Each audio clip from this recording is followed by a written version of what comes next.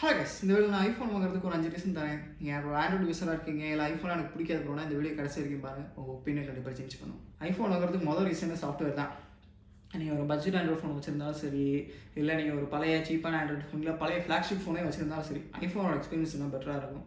நீங்கள் ஒரு 5 வருஷத்துக்கு முன்னாடி வந்த ஃபோனில் கூட இப்போ லேட்டஸ்ட்டான அப்டேட் இருக்கும். இப்போ இந்த ஃபோன் 7 வருஷம் ஆயிடுச்சு, ஐஃபோன் எக்ஸஸ். எனக்கு இந்த வருஷம் முடிஞ்சிருச்சுன்னா 8 வருஷம் ஆயிரும். ஆனால் 7 வருஷத்துக்கு சாஃப்ட்வேர் கொடுத்துட்டாங்க. இப்போ இந்த வருஷத்துக்கு வேண்டிய iOS 19 கொடுக்குறதா லீக்ஸ் சொல்லுது. அப்படி பார்த்தா இந்த ஃபோனுக்கு 8 வருஷமாக அப்டேட் இருக்குது. நீங்கள் ஒரு 10,000 12,000 ரூபாய்க்கு இந்த ஃபோனை வாங்கலாம், இந்த ஐஃபோன் எக்ஸஸை. ஆனால் இந்த ஃபோனில் கிடைக்கிற சாஃப்ட்வேர் எக்ஸ்பீரியன்ஸ் உங்களுக்கு அந்த 10,000 ரூபா ஆண்ட்ராய்ட் ஃபோனில் உங்களுக்கு கண்டிப்பாக கிடைக்காது. அதோட உங்களுக்கு ஆட்ஸ் இருக்காது, அன்னோவிங்கான விளம்பரம் வந்துக்கிட்டே இருக்கும் பட்ஜெட் ஃபோன்லலாம்.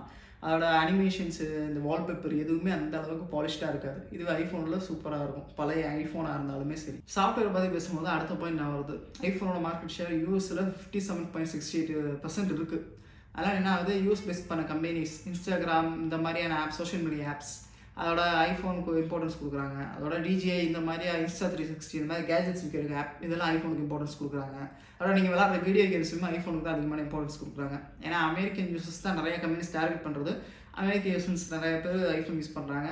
ப்ளஸ் ஐஃபோனுங்கிறது ஒரு காஸ்ட்லியான ஃபோனும் வாங்குறாங்க. காஸ்ட்லியான கேஜெட்ஸாக இருக்கட்டும், ஆப்பாக இருக்கட்டும், இல்லை கேமில் இருக்க ஸ்கின்ஸாக இருக்கட்டும், எல்லாமே வாங்குறதுக்கு சான்ஸ் அதிகம். அதனால் கம்பெனிஸ் அதிகமாக ஐஃபோனுக்கு இம்பார்ட்டன்ஸ் கொடுக்குறாங்க. அதனால் அந்த இம்பார்ட்டன்ஸ் கொடுக்குறதுனால என்ன ஆகுது, ஐஃபோனில் இருக்க ஆப் இன்னும் கொஞ்சம் ரிஃபைண்டாக இருக்குது. அதாவது ஐஃபோனில் ஆப் சப்போர்ட் கொடுக்குறது கொஞ்சம் ஈஸி. ஏன்னா 16 ப்ரோ மேக்ஸில் என்ன சாஃப்ட்வேர் இருக்குது அதே சாஃப்ட்வேர் வெர்ஷன் தான் இந்த எக்ஸஸ்லேயே வரும். ஏன்னா ஃபீச்சர்ஸ் இருக்காது, ஆனால் அப்டேட் கரெக்டாக எல்லா ஃபோனுக்குமே ஒரே மாதிரியாக இருக்கும். அதோட நான் ஹார்ட்வேரை ஆப்பில் டெவலப் பண்ணுறனால ஆப்பிளோட ஏ சீரிஸ் ப்ராசஸர் மட்டும் இருக்கிறனால நிறையா ப்ராசஸர் டைப் இதுக்கெல்லாம் ஆப்டிமைஸ் பண்ணுற மாதிரியா இருக்காது. இப்போ ஆண்ட்ராய்டு வந்தால் மீடியேடெக் இருக்கும், ஸ்னாப்ட்ராகன் இருக்கும், பிக்சலோட ஜி சீரிஸ் அந்த ப்ராசஸர்ஸ் இருக்கும். அப்போ அந்த ஒரு கன்ஃபியூஷனுங்கிறது ஐஃபோன் பக்கெட் வரும்போது இருக்காது. இப்போ கம்பெனிஸ் ஜெனரலாகவே ஐஃபோனோட ஆப்ஸுக்கு இன்னும் கொஞ்சம் இம்பார்ட்டன்ஸ் கொடுக்குறாங்க. அதையும் தாண்டி காசு ஐஃபோனில் தான் அதிகமாக குறலுது. ஏன்னா காஸ்ட்லியான ஃபோன் முன்னாடி சொன்ன மாதிரியே காசு நிறைய பேர் செலவு பண்ணுவாங்க. இப்போ கூகுளில் சர்ச் பண்ணி பார்த்த வரைக்கும் என்ன ஜெமினி சொல்கிறதுனா, ப்ளே ஸ்டோரில் அதிகமான யூசர்ஸ் இருக்காங்க, ஆனால் ஆப் ஸ்டோரில் அதிகமான காசு இருக்குது. ஆப் ஸ்டோரில் ட்ரெண்டிங்காக இருக்கிற கேம் தான் அதிகமாக சம்பாதிக்குது ப்ளே ஸ்டோரில் ட்ரெண்டிங்காக இருக்க கேமை விட. காசு பார்த்து பேசும்போது ஆப்போட எக்கோசிஸ்டம் நான் வருது. இருக்கிறதுல சீப்பான ஆப்பிள் எக்கோசிஸ்டம் பில்ட் பண்ணணும்னு நினச்சி நீங்கள் அமேசான், ஃப்ளிப்கார்ட்டில் நான் ஒரு லிஸ்டிங் போட்டு பார்த்தேன். அதே 1,63,134 ரூபா வருது. கொடுக்குற காசுக்கு வர்த்தான எக்கோசிஸ்டம் கிடையாது. நான் பழைய ஹார்ட்வேரை போட்டு பார்த்ததுலேயே அந்த ரேட்டு வருது.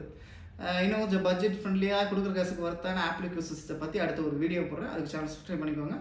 இதுவே உங்கள் கீழே காசு இருந்து ஆப்பிள் எக்கோசிஸ்டம் பில்ட் பண்ணிங்கன்னா அதில் கிடைக்கிற எக்ஸ்பீரியன்ஸ் உங்களுக்கு வேறு எந்த டிவைஸும் கிடைக்காது. இப்போ சாம்சங் அது கிட்டத்தில் வந்திருக்கேன், ஆனால் ஸ்டில் ஐஃபோனுக்கு ஈக்குவல் கிடையாது. உங்கள் கையில் காசு இருந்தால் ஆப்பிள் எக்கோசிஸ்டம் பெஸ்ட்டாக இருக்கும். சீம்லெஸ்ஸான எக்ஸ்பீரியன்ஸாக இருக்கும். சாஃப்ட்வேர் ஹார்ட்வேர் ஆப்பிளே செய்யறதுனால அவங்களால அவங்களோட எல்லா டிவைஸுமே அவங்களால லிங்க்டாக வச்சுக்க முடியும். ஃபீச்சர் எக்ஸாம்பிள் சொன்னோம்னா, நீங்கள் ஐபேடை உங்களோட மேக் புக்கு செகண்ட் மானிட்டராக யூஸ் பண்ணிக்கலாம், இல்லை உங்கள் ஐஃபோனை வெப்கேமை யூஸ் பண்ணிக்கலாம். உங்கள் லேப்டாப்போட வெப்கேம் பிடிக்கலைன்னா, இல்லை கிளிப்போர்டு காப்பி பேஸ்டிங் சிங்க் பண்ணிக்கலாம். நீங்கள் ஐஃபோனில் காப்பி பண்ணுறது மேக் புக்கில் போடலாம், இல்லை நீங்கள் வேணால் ஐபேடில் போட்டுக்கலாம். இது வைஃபை பாஸ்வேர்டு கூட, நீங்கள் வைஃபை பாஸ்வேர்டு ஐஃபோனில் வைஃபை பாஸ்வேர்டு என்டர் பண்ணுறீங்கன்னா ஆட்டோமேட்டிக்காக மேக் புக்லேயே அந்த பாஸ்வேர்டு சேவ் ஆயிடும், ஐபேட்லேயே சேவ் ஆயிடும், ஆப்பிள் வாட்சில் கூட சேவ் ஆயிடும். இப்போ அந்த ஃபீச்சர்ஸ்லாம் மற்ற கம்பெனிஸ் கொடுக்குறாங்க, ஆனால் ஆப்பிள் அளவுக்கு சீம்லெஸ்ஸான எக்ஸ்பீரியன்ஸ் உங்களுக்கு கிடைக்காது. அதோட சீம்லெஸ் பற்றி பேசும்போது தான் ஐஃபோனோட கேமரா ஞாபகம் வருது.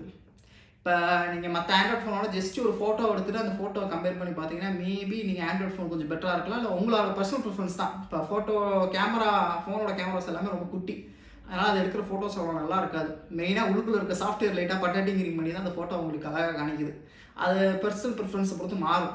இதுவே கேமராவோட ஓவரால் எக்ஸ்பீரியன்ஸ்னு பார்த்தீங்கன்னா ஐஃபோன் தான் இப்போ நம்பர் 1 இருக்குது. இப்போ இந்த 2025 S25 Ultra அதோட கம்பேர் பண்ணி பார்த்தோம்னா ஐஃபோன் அந்த அளவுக்கு அவுட் ஷைன் பண்ண மாட்டேங்குது.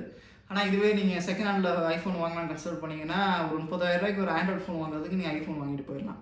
இப்போ நான் ஒரு கம்பேரிசனுக்கு 11 Pro Max 2019 அந்த ஃபோன் கூட இந்த S21 FE 2023 வந்து ஸ்னாப்ட்ராகன் வேரியண்ட் அதோட கம்பேர் பண்ணி பார்த்தா ஐஃபோன் தான் ரொம்ப பெட்டராக. நீங்கள் கிளிப்பாக பாருங்கள், 0.5x 1x 3xன்னு ஸ்விட்ச் பண்ணிக்கிட்டே இருக்கேன்.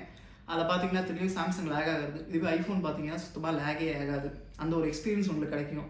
அதோட ஐஃபோனை பொறுத்தளவுக்கு நீங்கள் எப்படி பார்க்குறீங்களோ ஃபோட்டோ எடுத்ததுக்கப்புறமா அந்த இமேஜ் அந்த அளவு அந்த குவாலிட்டியிலே இருக்கும். இதே நீங்கள் சாம்சங்கில் ஒரு ஃபோட்டோ எடுத்தீங்கன்னா பார்க்குறதுக்கு ப்ரீவியூவில் பார்க்கும்போது முக்கியாக இருக்கும். ஃபோட்டோ எடுத்ததுக்கப்புறம் ஒரு 5 செகண்ட் ப்ராசஸிங்லாம் பண்ணி தான் ஃபோட்டோ ஒரு உருப்படியான ஃபார்முக்கு கொண்டு வரும். அந்த ஒரு ப்ரீவியூ எக்ஸ்பீரியன்ஸுங்கிறது ஐஃபோனில் தான் பெட்டராக இருக்கும். அதோட கண்டினியூஸாக நான் ஃபோட்டோ எடுத்து பார்த்தேன். அதில் ஐஃபோன் கண்டினியூஸாக டக்குன்னு ஃபோட்டோ எடுத்துக்கிட்டே இருக்கும். இதுவே சாம்சங் பார்த்தீங்கன்னா ஒரு செகண்ட் டிலே இருக்கும். அதனால் கண்டினியூஸாக ஃபோட்டோ எடுக்க முடியாது. இப்போ நீங்கள் டக்குன்னு ஒரு சின்ன பிள்ளையை யாரையாவது ஃபோட்டோ எடுக்கணும்னு வச்சிங்கன்னா டக்குன்னு அவங்க மாறிக்கிட்டே இருப்பாங்க.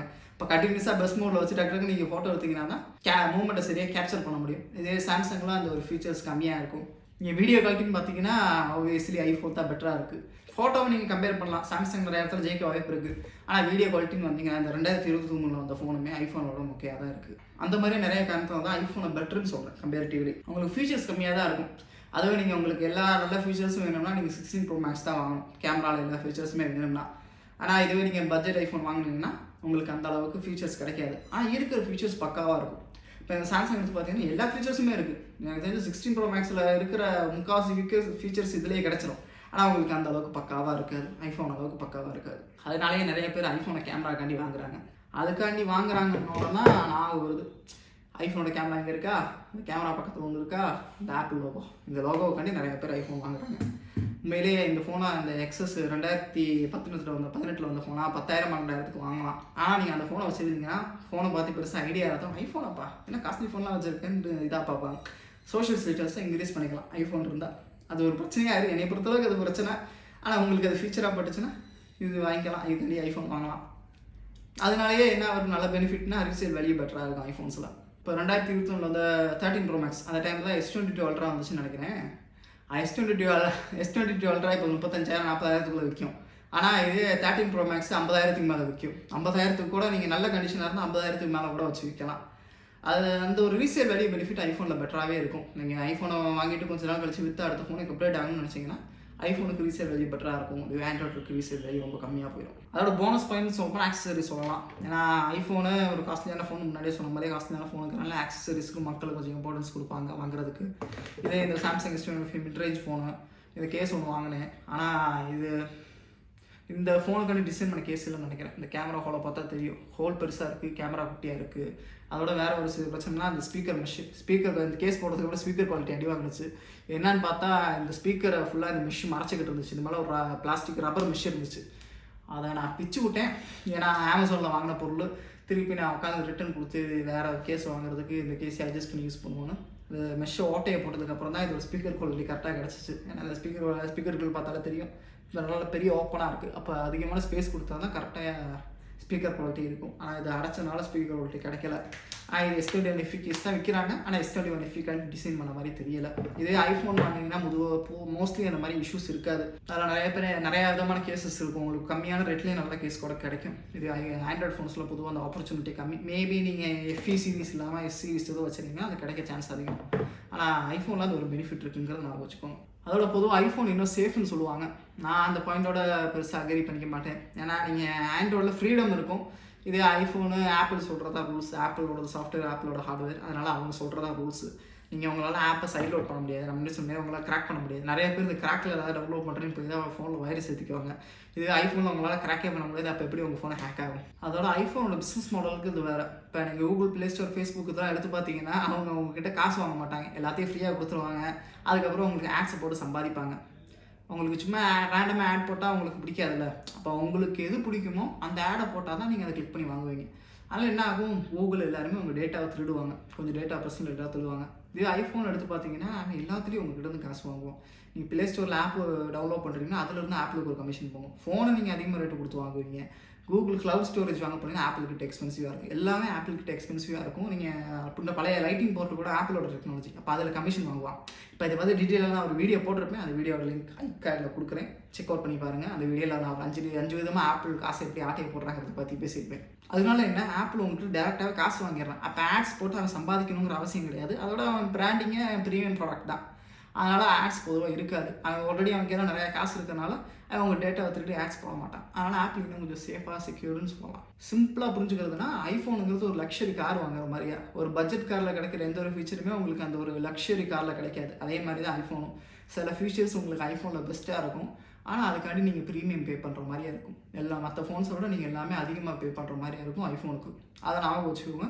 இந்த வீடியோ கடைசி வரைக்கும் பார்த்ததுக்கு ரொம்ப தேங்க்யூ. சேனலில் லைக் பண்ணுறதா லைக் பண்ணிக்கோங்க, சப்ஸ்கிரைப் பண்ணிக்கோங்க. இந்த வீடியோ உங்கள் ஆப்பிள் ஃபேன் பாய்ஸ் சந்தோஷப்படணும்னு நினச்சா ஷேர் பண்ணுங்கள். இல்லை ஆண்ட்ராய்டோட ஹேட்டர்ஸ் எதாவது இருந்தாலும் ஷேர் பண்ணுங்கள். அடுத்த வீடியோ பார்க்குற வரைக்கும்.